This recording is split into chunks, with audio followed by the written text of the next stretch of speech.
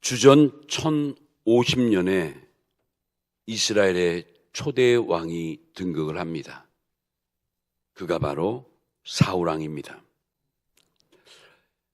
사울왕은 초기에 하나님의 마음에도 들었고 많은 백성들에게 인기도 자자했는데 시간이 가면 갈수록 그는 점점 교만에 빠지게 됩니다.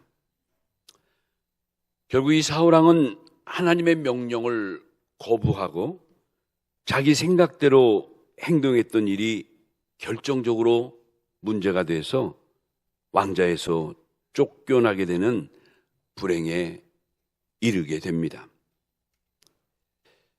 여러분, 하나님의 나라에도 법은 존재합니다. 그 법은 하나님께서 이러니 저러니 하라고 성문화시킨 것은 아니지만 그래도 하나님의 의지 속에 숨겨있는 하나님의 뜻이기에 더욱 강한 구속력을 갖게 된다는 사실을 간과할 수 없습니다. 하나님의 뜻에 위배되었을 때 하나님은 가차없습니다. 하나님은 가차없는 조치로 하나님 자기 성역을 고수하여 오신 사실을 성경은 하나님의 구속 역사를 통해서 분명하게 우리에게 교훈해주고 있습니다. 오늘 이 시간에는 본문이 담겨있는 사무엘상 15장 사건을 중심해서 하나님의 뜻에 순종하지 않고 인간적인 생각대로 자기의 마음대로 하나님을 섬기려다가 하나님의 법의 집행의 결과로 폐위를 당하게 많은 사울왕의 경우를 함께 살펴보면서 몇 가지 은혜를 나누려고 합니다. 자, 첫 번째 생각할 것은 하나님의 뜻은 어떤 경우에도 사람의 생각대로 합리화될 수 없다는 사실입니다. 여러분, 이 말씀 잘 기억하세요. 분명한 하나님의 뜻은 어떠한 상황이나 경우에도 우리 인간의 생각대로 합리화되지는 않는다는 거예요. 여러분, 하나님께서 당시 사무엘 선지자에게 명령이 떨어집니다. 당시 왕인 사울왕에게 그 명령을 전하라고 말씀하십니다.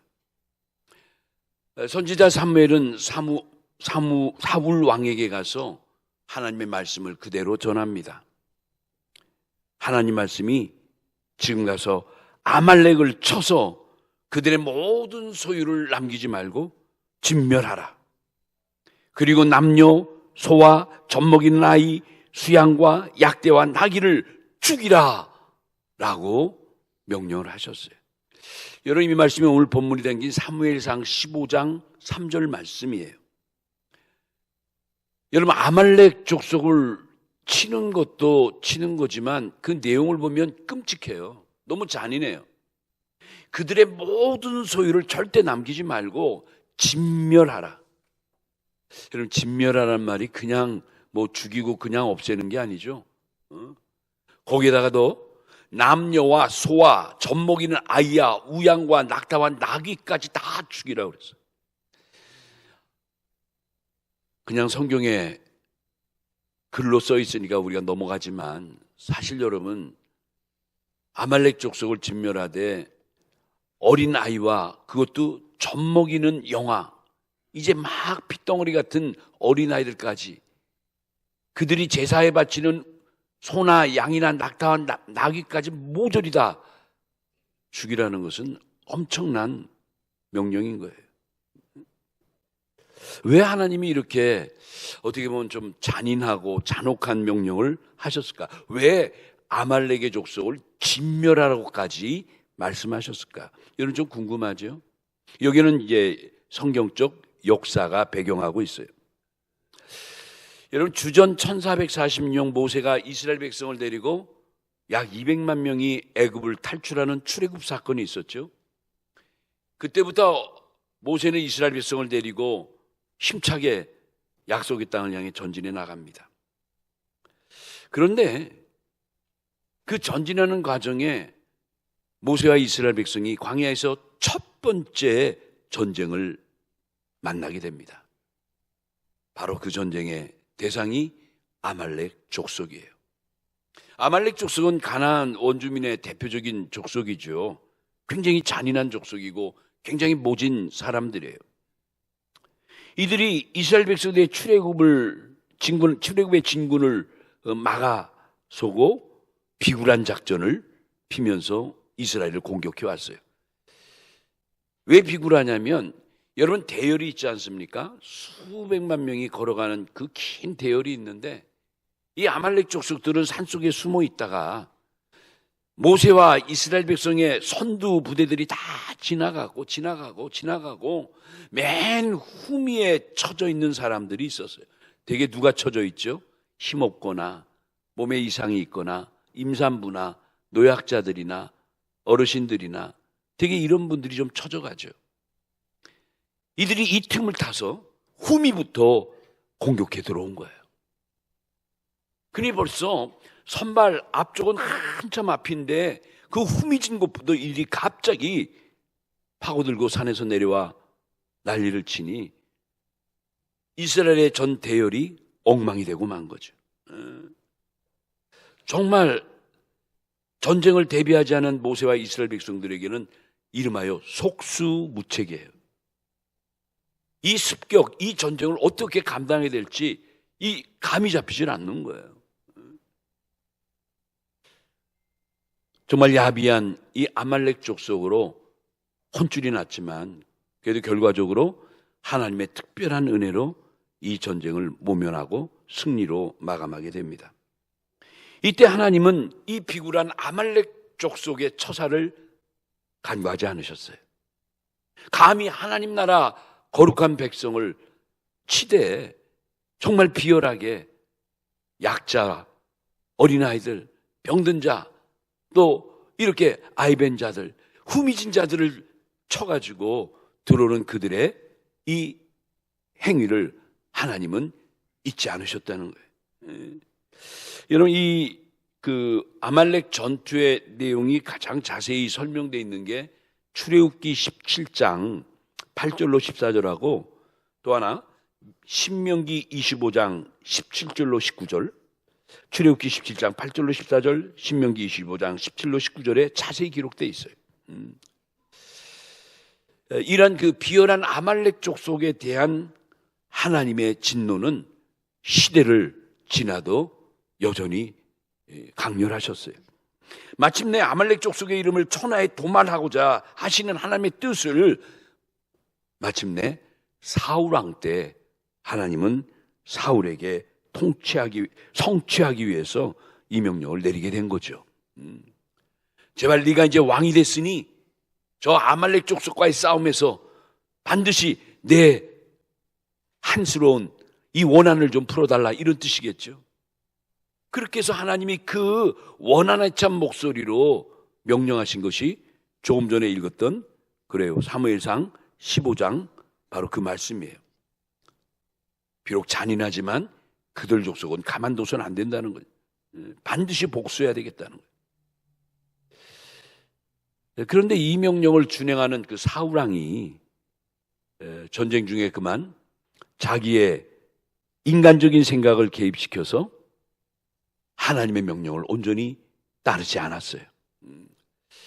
이제 그 사무엘상 그 내용을 15장 내용을 쭉 보게 되면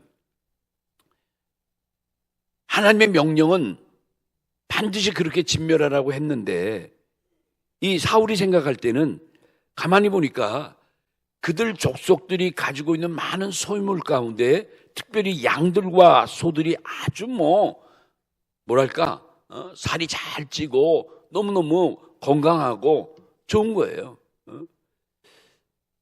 그러니까 이 사울은 자기가 보기에 그들의 소유에 가치 없고 낮은 것들은 다 진멸하고 오히려 가장 기름지고 좋은 것들은 핑계를 댑니다.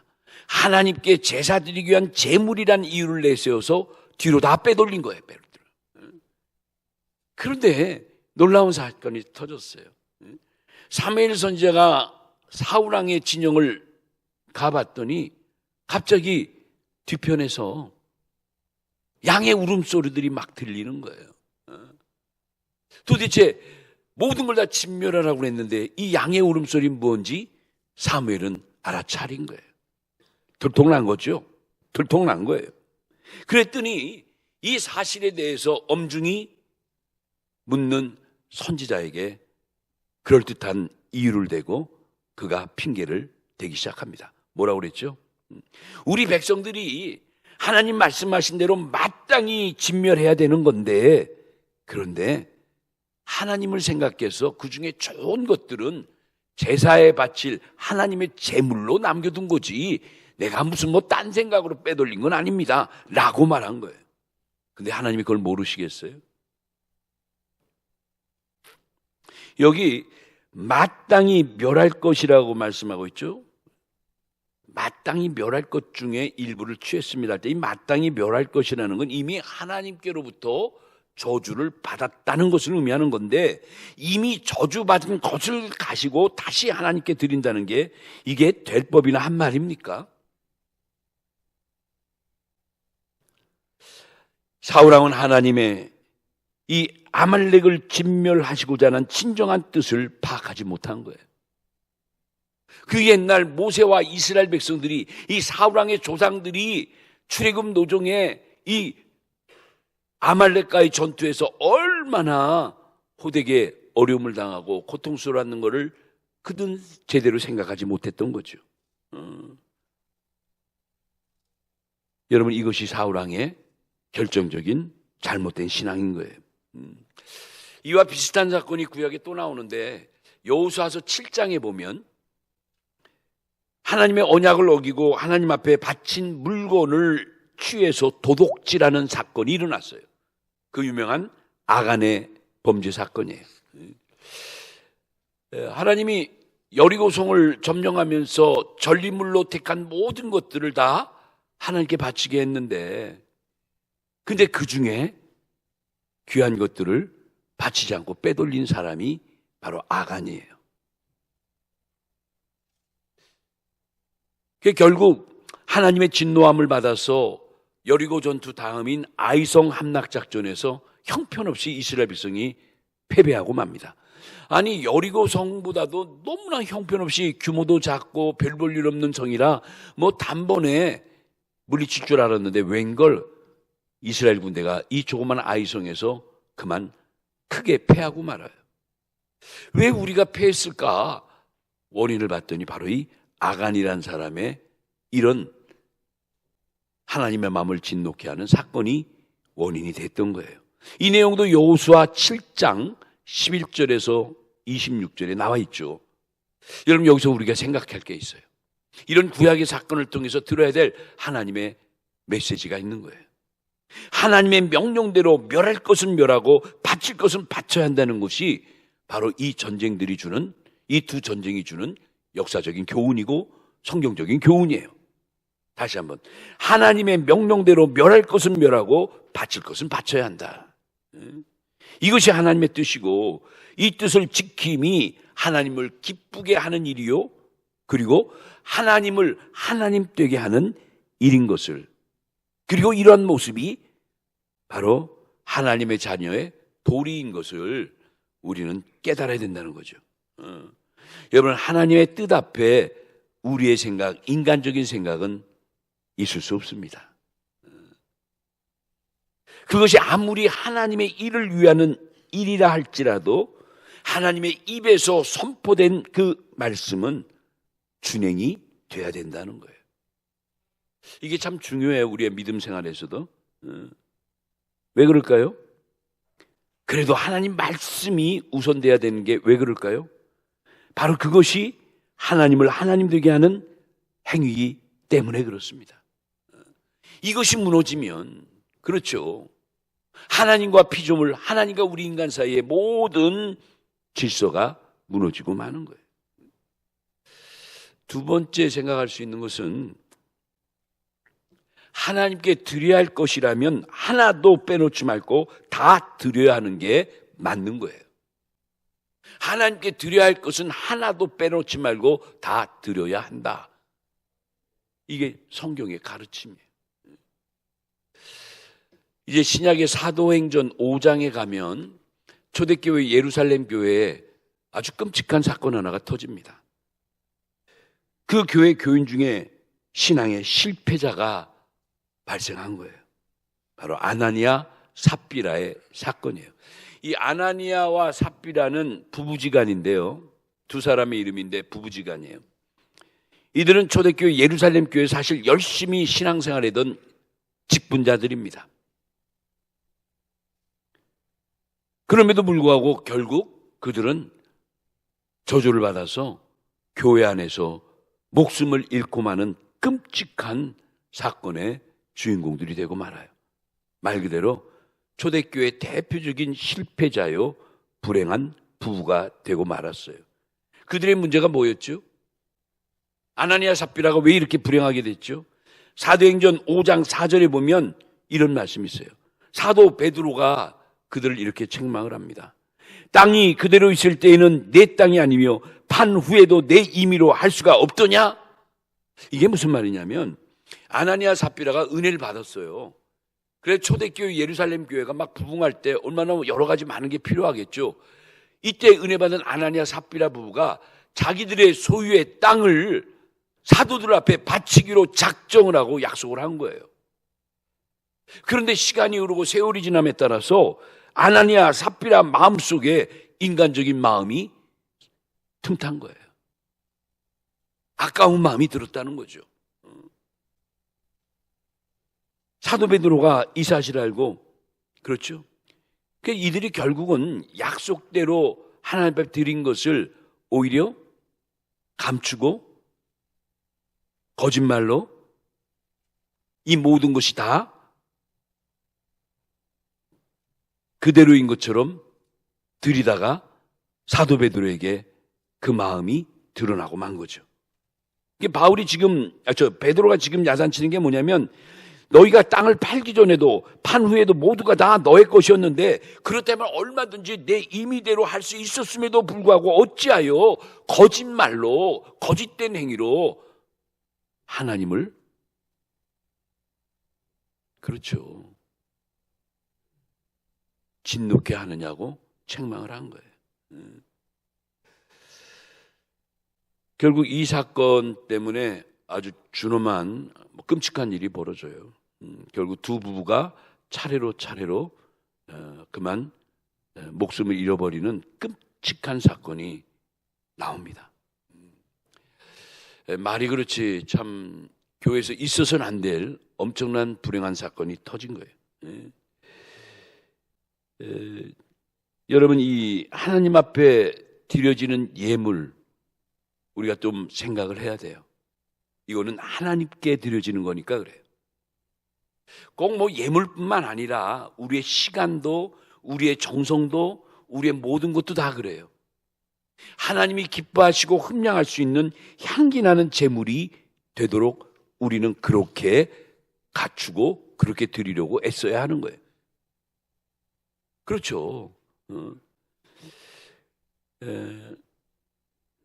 저도 우리 시온 찬양대와 엘림합주단이 부활절 칸타타를 위해서 어제도 저녁 때 제가 설교 준비하다 보니까 찬양 소리가 들리고 많은 분들 소리가 들려서 내려가 봤더니 어제부터 부활절 칸타타를 위해서 저녁도 못 드시고 저녁 5시에 나와서 그냥 맹 연습을 하고 그게 뭐 시장할 텐데 뭐 드실 거 있느냐 했더니 그냥 김밥 조그만한 거에다 생수에다 그냥 들고 만다고 그래요. 참 왠지 좀 마음이 좀 그랬어요. 아유, 많이 힘드시고 올 텐데 드시는 것도 이렇게 부실하게 어떻게들 저렇게 열심히 할까. 여러분, 이분들이 그렇게 또 그중에 어떤 우리 장로님은 아침에 나와서 두 부가 열심히 청소도 하고 또 저녁 때 또 나오셔서 이렇게 또 성가 연습도 하고 또 오늘 아침에도 일찍 나오시. 참 왜들 이렇게들 열심히 하시죠? 그것도 기쁜 마음으로 아낌없이 모든 걸 다 드려가며 충성하죠. 여러분 잘 기억하세요. 하나님께 드려지는 예물이나 시간이나 우리의 모든 충성은 사실은 그 안에 예수님의 희생의 십자가가 드려져 있어야 합니다.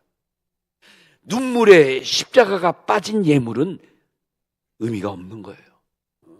많고 적은 걸 말하는 게 아닙니다. 내 진실한 마음과 내 눈물과 내 희생이 담겨있느냐가 중요한 거예요. 왜요? 예수님은 우리를 위해서 말 그대로 예수님의 모든 것을 송두리째 여러분과 저를 위해 바친 분 아닙니까? 그의 생명까지도 우리를 구원하시기 위해서 십자가에 못 박혀 피 흘려 돌아가신 분이에요. 이런 거 생각해 보면 이 아나니아 삽비라 부부의 문제는 그들이 처음 하나님께 약속했던 것을 지키지 못한 것도 중요하지만 그들의 변함없는 믿음의 문제가 생겼기에 이런 변화가 있었다는 게 문제라는 거예요. 우리는 믿음 생활하면서 우리의 신앙이 하나님의 그 높은 차원에 더 깊고 더 큰 사랑의 수준을 넘지 못하는 경우가 많이 있습니다. 한번 결심하고 한번 뜻을 위해 작정하고도 우리는 인간적인 나약함 속에 수시로 변화가 오고 수시로 그렇죠 포기하는 경우 얼마나 많아요. 그러면서도 우리는 내 생각, 나의 마음으로 나를 위로하고 안위하고 넘어가려고 합니다. 괜찮겠지. 뭐 다음에 하면 되지 뭐 천천히 하면 되겠지. 여러분 이런 믿음의 모습이 다름 아닌 합리주의 신앙의 모습인 거예요. 나와 타협하는 거죠. 나와 타협하는 거. 자꾸 양심에 찔리니까 그 타협으로 나를 위로해 나가는 거예요. 이게 합리적인 사고예요. 이건 하나님의 뜻이 아니에요. 이게요, 알게 모르게 우리 신앙생활에 하나님께 죄 짓는 가장 큰 원인이기도 한다는 게 중요한 거예요. 이런 면에서 사도 바울이 로마 교인들에게 아주 의미 있는 말씀을 합니다. 우리가 너무나 잘 아는 말씀인데 로마서 12장 1절에 바울이 이런 말씀하죠. 그러므로 형제들아 내가 하나님의 모든 자비하심으로 너희를 권하노니 너희 몸을 하나님이 기뻐하시는 거룩한 산 제물로 드리라. 이는 너희가 드릴 뭐예요? 영적 예배니라. 여기 아주 중요한 포인트. 너희 몸을, 여기 몸이라는 것이 무슨 뜻일까? 단순히 이 우리의 바디, 우리의 이 보이는 만져지는 이 몸만을 의미하는 게 아니라 나의 삶의 전체를 받는 말씀이에요. 이 땅에서의 나의 모든 삶을 받는 말씀인 거예요. 그러니까 뭐냐면 이 말씀 곧 너희의 모든 소유라도 그렇죠. 기꺼이 하나님 앞에 산채물로 드릴 그런 믿음을 가지고 살아가는 게 바로 영적 예배라 그 뜻이에요. 그러니까 어떻게 하든지 무엇을 드리든지 얼마를 드리든지 그 드리는 데에 의의가 있는 게 아니라 더 중요한 의의는 내 진실한 마음. 여기에 참된 드림의 의의가 있다는 걸 우리가 깨달아야 돼요. 그러니까 여러분 살아가면서 물론 안타깝지만 혹시 여러분이 뭐 헌물을 드릴 거 헌금을 할 거에 뭐 없다고 부족하고 그거 너무 그렇게 염려할 것도 없어요. 안타까운 일이지만 여러분이 진실한 마음이 앞서면 그렇죠. 하나님이 우리 형편을 다 아시는데 중요한 건 진실한 마음이고 그 드림의 바른 정신을 내가 갖고 있느냐가 중요한 거예요. 오늘 본문의 주인공인 이 사울왕이 결정적으로 하나님께 미움받은 원인이 바로 이거예요. 그 진실한 마음이 사라졌기 때문에 하나님은 바울을 버린 거예요. 사울을 버린 거예요. 마지막 세 번째로 생각할 것은 뭐냐면 버리고 드리는 삶 가운데 하나님의 말씀을 받는 생활은 여전히 계속해야 한다는 거예요. 할렐루야. 버리고 드리는 우리의 신앙의 삶 가운데도 하나님의 말씀을 받는 생활만큼은 우리는 어떤 경우에도 계속해야 한다는 거예요. 여러분 이 말씀 아멘 하십니까? 그렇죠.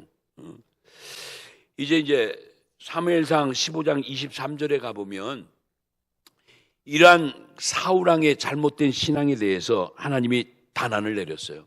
여기 이런 말씀 있죠. 이는 거역하는 것은 점치는 죄와 같고 완고한 것은 사신 우상에게 절하는 죄와 같음이라. 여기가 중요해요. 왕이 여호와의 말씀을 버렸으므로. 누가요? 사울왕 얘기하는 거예요. 사울왕이 하나님의 말씀을 버렸으므로 여호와께서도 왕을 버려 왕이 되지 못하게 하셨나이다. 결국 하나님이 사울왕을 폐위시켜요. 왜 그랬는가? 그 원인이 하나님께 있는 게 아니라 바로 사울왕이 하나님의 말씀을 버렸기에 하나님도 왕을 버렸다는 거예요. 그러니까 바로 이 말씀이에요. 사울왕은 버리라는 것은 취하고 지키라는 것은, 드리라는 것은 하나님의 말씀을 저버리고 만 거죠. 정반대의 모습을 취하고 만 거예요. 그 결과 하나님께로부터 버림을 받아 왕위를 빼앗겨버리는 불행한 자가 됐다는 거예요. 여러분, 이게 하나님의 섭리예요, 섭리. 그러니까 우리가 좀 이런 성경의 내용의 깊은 정신을 잘 헤아릴 줄 알아야 돼요. 그냥 단순하게 하나님은 욕심쟁이구나, 뭐 이런 그런 뜻이 아니고, 하나님의 아주 깊은 고도의, 우리를 정말 축복하시고 우리를 더 잘되게 하시려고 하는 고도의 하나님의 손길이 이런 사건 속에 숨겨져 있다는 걸 놓치면 안 돼요. 정말 우리가 하나님을 영접하면 하나님은 우리와 정말 늘 함께 하시고 축복해 주시고 때가 되면 반드시 회복해 하신 하나님인데, 그런 하나님에 대해서 도중에 우리가 하나님 멀리하면 어떻게 해요? 하나님도 우리를 멀리하실 수밖에 없다는 거. 이게 성경의 아주 귀한 하나의 원리이기도 한 거예요. 참고의 구절을 시편 73편 27절로 28절 말씀 보면 시편 기자가 그런 고백을 하죠. 무릇 주를 멀리하는 자는 망하리니 하나님을 가까이함이 내게 복이니라. 뭐예요?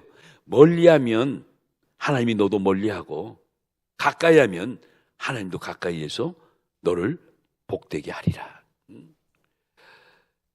우리가 하나님의 음성을 들을 때 하나님은 계속해서 우리에게 합당한 말씀을 주십니다.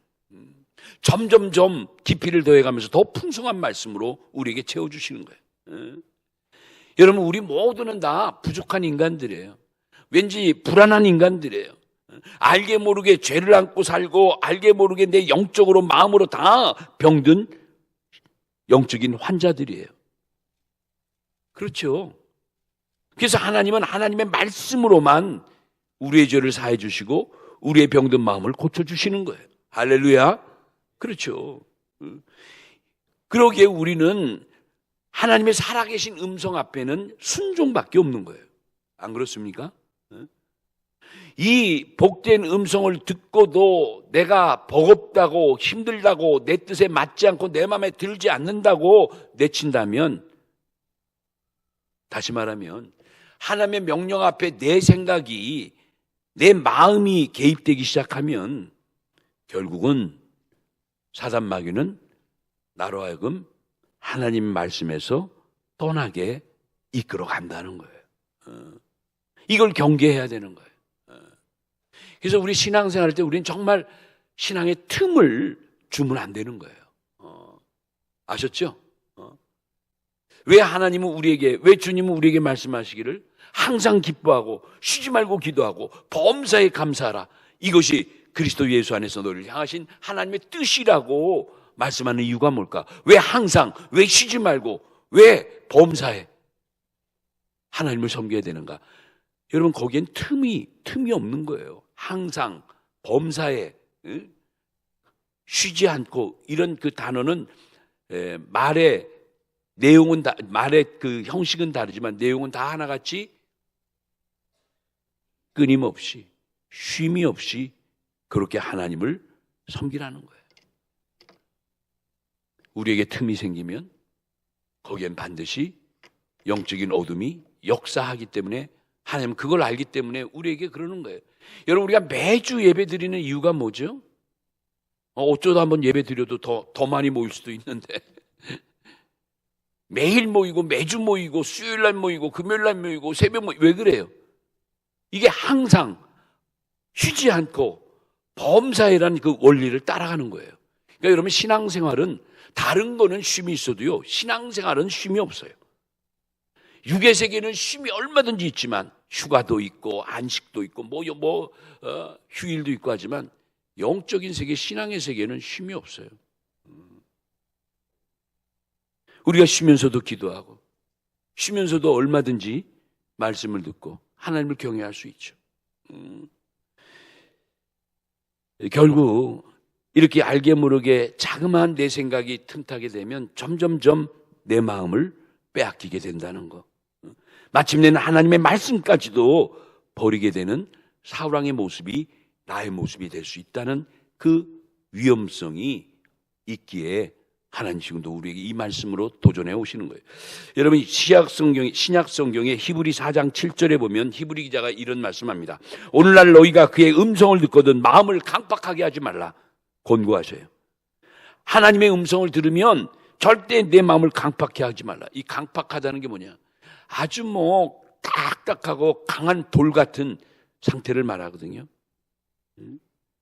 하나님의 말씀을 받을 때 그 강팍한 마음을 고쳐서 이제는 정말 옥토와 같이 좋은 땅과 같이 그런 마음으로 그리고 하나님 앞에 나의 모든 것을 아뢰고 드리고 하는 이러한 아름다운 섬김의 역사가 있을 때 하나님 내가 드림의 그 몇 배, 그 이상의 엄청난 축복, 내가 생각하지도 못한 축복. 여러분 아브라함이 받은 복이 뭐예요? 하나님의 큰 복, 상상하지도 않던 놀라운 복을 하나님께서 아브라함에게 주셨잖아요.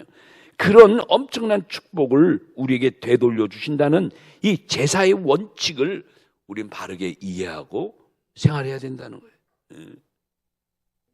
이제 말씀을 마칠게요. 여러분 이 오늘 그 사무엘상 5장에 보면 여러분 두 사람의 대조적인 인물이 소개되고 있습니다. 바로 사울왕과 사무엘 선지자가 바로 그들입니다. 이 사울왕은 하나님의 음성을 직접 듣지 못하고 선지자 사무엘을 통해서 늘 하나님의 음성을 듣게 돼요. 사무엘이가 전해주는 거예요. 그럼에도 그 말씀마저도 지키지 못하고 버리고 마는 어리석은 존재가 바로 사울왕이었어요.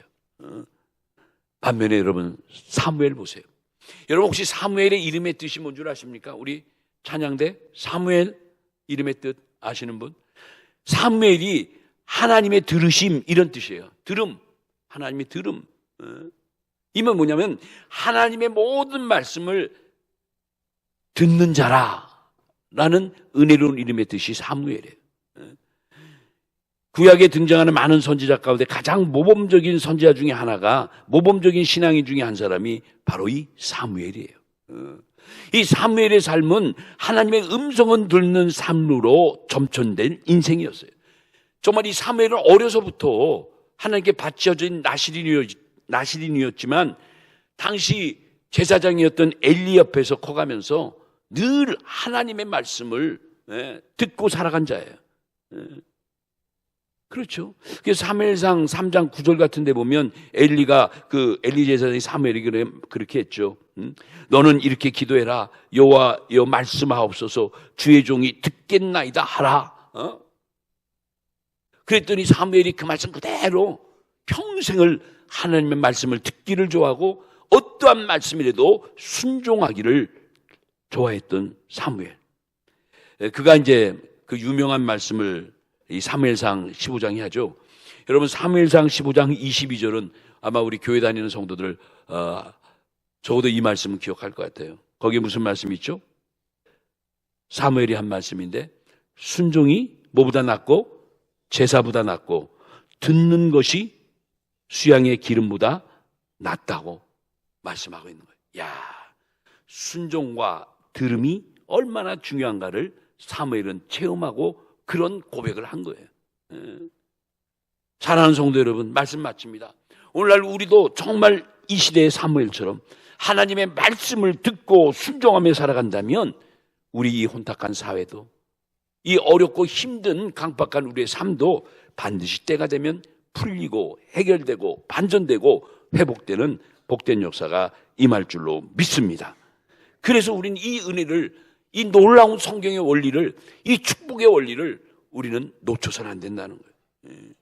힘이 들면 들수록 이 축복의 원리를 찾아가는 것이 우리가 사는 길이에요. 때마다 시마다 주시는 말씀을 빠짐없이 받고 그리고 그 말씀에 순종하기를 힘다하는 모습이 결국 드려지는 삶의 모습이요, 하나님에게 축복받는 삶의 모습이라는 거예요. 바라고 원치는 우리 모든 성도들이 오늘 이 말씀 가지고 온 힘을 다해 하나님의 말씀과 더불어 영원한 삶을 사는 이러한 귀한 복된 우리 성도들 다 되시기를 예수님의 이름으로 축원합니다.